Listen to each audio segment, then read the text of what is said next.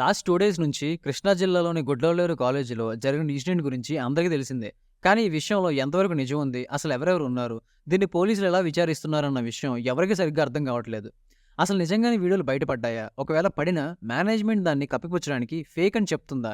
ఇలా చాలా కన్‌ఫ్యూజన్ ఉంది అందరికీ. ఆ కాలేజీలో చదువుతున్న మా ఫ్రెండ్స్ నుంచి నేను తెలుసుకున్న ఇన్ఫర్మేషన్ ప్రకారం ఈ వీడియో చేయడం జరిగింది.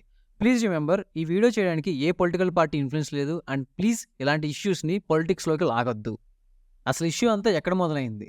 గుడ్లవల్లేరు ఇంజినీరింగ్ కాలేజీలో ఫైనల్ ఇయర్ చదువుతున్న విజయ్ అండ్ సాత్విక ఇద్దరు విద్యార్థులు చాలా కాలం నుంచి డీప్‌గా లవ్‌లో ఉన్నారు. ఎంత డీప్ అంటే ఇద్దరు రూమ్‌కి వెళ్లి వాళ్ళు చేసిన పనులు వీడియోలు తీసుకునే అంత. ఇలా అంతా బానే ఉండగా ఒకరోజు ఈ విజయ్ అనే అబ్బాయి వాళ్ళు రూమ్‌కి వెళ్ళినప్పుడు తీసుకున్న వీడియోల్ని ఆ అమ్మాయికి చూపించి తను చెప్పిన పని చేయకపోతే ఇంటర్నెట్‌లో పెడతా అని బ్లాక్‌మెయిల్ చేశాడు. ఇంక ఈ అమ్మాయి బెదిరిపోయి అతను చెప్పిన పనికి ఒప్పుకుంది. ఇతనేం చేయమన్నాడంటే గర్ల్స్ హాస్టల్లో బాత్రూంలో సీక్రెట్ కెమెరా పెట్టి వాళ్ళు స్నానం చేస్తున్న వీడియోని రికార్డ్ చేయమన్నాడు. ఇంక ఈ అమ్మాయి గర్ల్స్ హాస్టల్లో బాత్రూంలో సీక్రెట్ కెమెరాని పెట్టింది.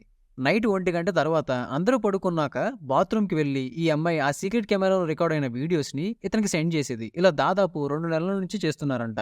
ఇలా వీడియోలన్నీ కాలేజీలో అబ్బాయిల దగ్గర చాలా ఫాస్ట్‌గా సర్క్యులేట్ అయ్యాయి. కానీ ఒకరోజు ఒక అబ్బాయి విజయ్ ఫోన్‌లో తన ఫ్రెండ్ అయిన ఒక అమ్మాయి వీడియోని చూశాడు. ఈ విషయాన్ని అతను వెళ్లి కాలేజ్ మేనేజ్మెంట్‌కి చెప్పాడు. కాలేజ్ మేనేజ్మెంట్ వాళ్ళు ప్రూఫ్స్ లేనిదే ఏ యాక్షన్ తీసుకోవడం కుదరదని చెప్పారు. దీంతో అతను ఏం చేయలేకపోయాడు. ఇలా స్టూడెంట్స్ అండ్ మేనేజ్మెంట్‌తో ఇష్యూ గురించి డిస్కషన్ జరుపుతున్నారు. సడన్‌గా ఒకరోజు గర్ల్స్ హాస్టల్ బాత్రూంలో ఒక హిడెన్ కెమెరా ఒక జూనియర్ అమ్మాయికి దొరికింది. ఆ కెమెరాని చూసి భయపడి దానిని తీసుకెళ్లి హాస్టల్ వార్డెన్‌కి ఇచ్చింది ఆ అమ్మాయి.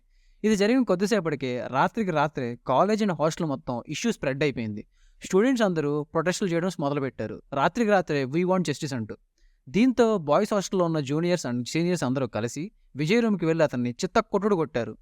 ఈ విషయం తెలుసుకున్న పోలీసులు కాలేజీకి వెళ్లి విజయ్‌ని కస్టడీలోకి తీసుకున్నారు.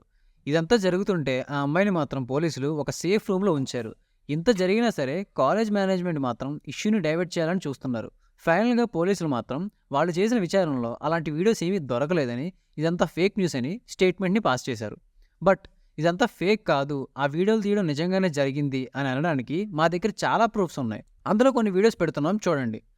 ఫస్ట్ వీడియో, సీక్రెట్ కెమెరాని షవర్‌లో పెట్టడానికి ట్రై చేశారు. దానికి సంబంధించిన వీడియో.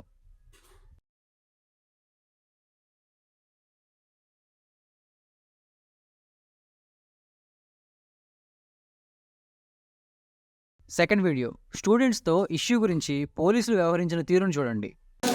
నిన్నటి నుంచి తిండి చెప్పలేక వర్షంలో తడుచుకుంటే ఇక్కడ పడి ఏడుస్తున్నాం. మేమేం చేస్తున్నాం మేడం? ఒక్క నిమిషం, మీరు ఇక్కడ ఉన్నారంటే మీకు పర్పస్ ఉంది. మీరు ఇక్కడ ఉన్నారంటే పర్పస్ ఉంది. మీరు అబ్బాయి చేస్తున్నారంటే మీకు పర్పస్ ఉందా? మీరు ఇక్కడ ఏమ్మా బాధ్యత ఉంది, మాకు తెలిసిన విషయం. బాధ్యత గురించే మేము ఇక్కడ ఉన్నాం. అర్థమైందా? మా పని మేము చేస్తున్నప్పుడు మీరు ఎందుకు ఇబ్బంది పెడతారన్న అంతే ఉండు బాబు. చూసారా?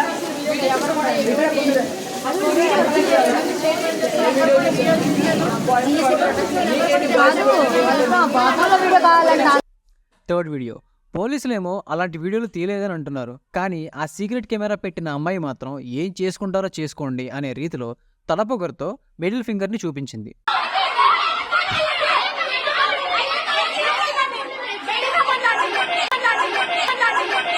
వీడియో 4, ఇన్సిడెంట్ అంతటికి ఒక మూల కారణమైన ఈ అమ్మాయిని మాత్రం చాలా ప్రొటెక్ట్ చేసి సేఫ్గా ఇంటికి పంపించారు.